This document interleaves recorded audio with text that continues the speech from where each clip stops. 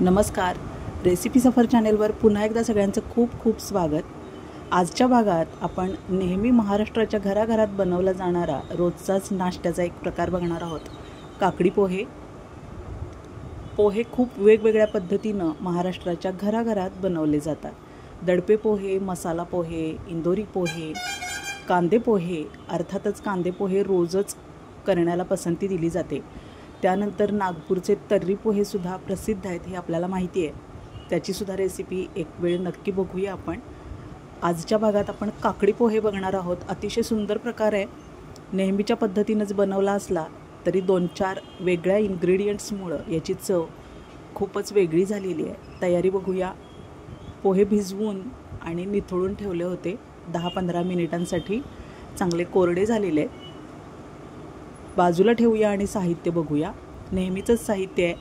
कांदा, कोथिंबीर, मिरची, आलं लागणार आहे, लिंबू लागणार आहे, शेंगदाणे घेतलेत थोडेसे, खोबरं आणि काकडीसुद्धा लागणार आहे. ओलं खोबरं गरजेचं आहे. आता आल्याचा हा तुकडा आपण किसून घेऊया. आलं टाकल्यामुळं पोहे खूप छान आणि स्वादिष्ट बनतात. आजपर्यंत जर तुम्ही पोह्यामध्ये आलं फोडणीसाठी वापरत नसाल तर एक वेळ नक्की टाकून बघा. खूप छान आणि स्वादिष्ट लागतात पोहे. आता त्यानंतर खोबरंसुद्धा, ओलं खोबरं आहे हे, बारीक किसणीनं आपण किसून घ्यायचं आहे.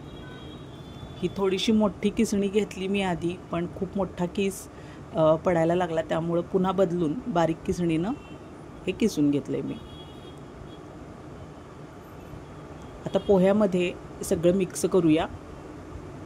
काकडी मिक्स करायची आहे. बारीक किसणीनं किसून घ्या काकडीसुद्धा. त्यानंतर हे ओलं खोबरंसुद्धा पोह्यामध्येच मिक्स करायचं आहे. खूप छान टेस्टी होतात पोहे. नक्की ट्राय करा ही रेसिपी आजपर्यंत जर तुम्ही बनवली नसेल तर.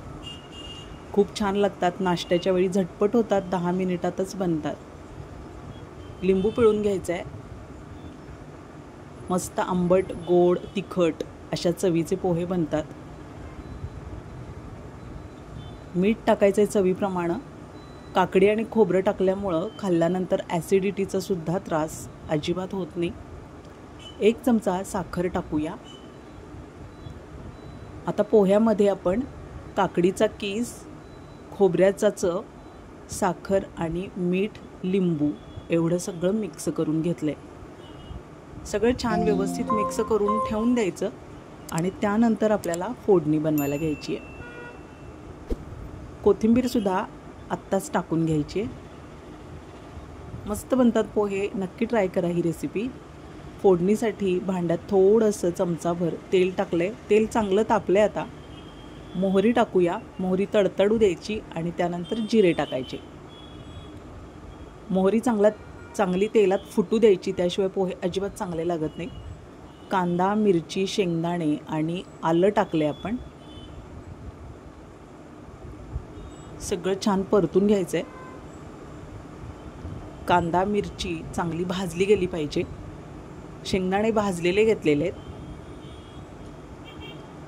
मस्त चटपटीत संध्याकाळचा नाश्ता असो किंवा सकाळचा नाश्ता असो किंवा पाहुणे आल्यानंतर असो, 10 मिनिटात बनणारी ही डिश घराघरात बनवली जाते. या पद्धतीने तुम्ही एकदा नक्की ट्राय करा. फोडणीत आजपर्यंत जर तुम्ही आलं आणि हिंग वापरला नसेल तर एकदा टाकून बघा. चमचाभर हिंग टाकला आहे मी आत्ता. मस्त चव येते. सगळं व्यवस्थित फोडणी परतून घ्यायची आहे. खूप जास्त तेल वापरू नका. पोहे छान मऊसर होतात कारण आपण काकडी आणि खोबऱ्याचा चव मिक्स केला आहे त्यामध्ये. तुम्हाला कोणत्या पद्धतीचे पोहे जास्त आवडतात हे कमेंटमध्ये सांगायला नक्की विसरू नका. आता अर्धा चमचा हळद टाकली आहे मी. काकडी पोह्यामध्ये शक्यतो हळद टाकली जात नाही, पण पांढरे पोहे आमच्याकडे अजिबात खाल्ले जात नाही.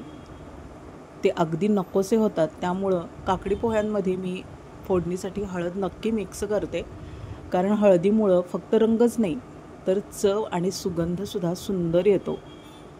त्यामुळं अर्धा चमचा हळद नेहमीप्रमाणेच मिक्स केलेली आहे. त्यामुळं चवीत काहीही फरक पडत नाही. आता हे मिक्स करून ठेवलेले पोहे मिक्स करूया फोडणीमध्ये.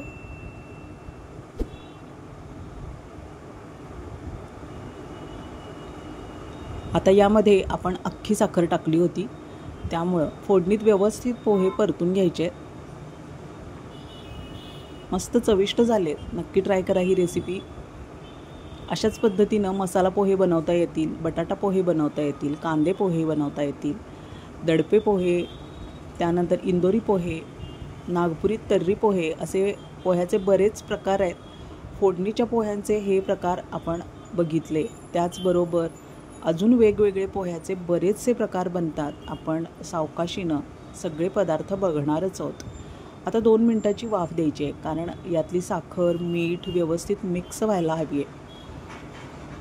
त्याची वाफ होईपर्यंत आपल्याला 2-3 मिनिटांची झाकण ठेवून वाफ काढायची आहे. लगेचच परतल्याबरोबर जर पोहे सर्व केले तर ते मिठूळ लागतात. त्यामुळं मीठ विरघळायला पाहिजे, साखर विरघळायला पाहिजे, तरच पोह्यांची चव एकजीव आणि छान स्वादिष्ट लागते. अशा पद्धतीनं बनवा आणि मग पोह्याचा आनंद घ्या. ज्यांना पोहे बनवता येत नाहीत त्यांच्यासाठी ही सविस्तर रेसिपी सादर केलेली आहे. आजकाल मुलं मुली स्वतः बनवतात आणि त्यांना ह्या टिप्स उपयोगी पडतात, त्यासाठी ही सविस्तर रेसिपी सादर केली आहे. असं एक वेळ सगळं तळातून ढवळून घ्यायचं. बघा मस्त मोकळे सुटसुटीत झालेले आहेत पोहे. पुन्हा 2 मिनिटांसाठी झाकण ठेवूया. सर्व करूया मस्त काकडी पोहे. रेशमी, मुलायम आणि स्वादिष्ट. आलं आणि हिंगाची चव नक्की अनुभवा पोह्यांमध्ये. खूप छान लागतात पोहे. अशाच पद्धतीनं वेगवेगळ्या प्रकारचे पोहे आपण पाहतच राहणार आहोत. नाश्त्याचा हा प्रकार तुम्हाला कसा वाटला हे कमेंटमध्ये नक्की सांगा. रेसिपी सफर चॅनेल अजून तुम्ही सबस्क्राईब केलं नसेल तर जरूर सबस्क्राईब करा. बेल आयकॉन प्रेस करा, म्हणजे नवीन व्हिडिओचं नोटिफिकेशन तुम्हाला सगळ्यात आधी येईल. रेसिपी शेअर करा, कमेंट करायला विसरू नका. पुन्हा भेटूया पुढच्या भागात अशाच नवीन सुंदर रेसिपीसह. तोपर्यंत निरोप घेऊया. धन्यवाद.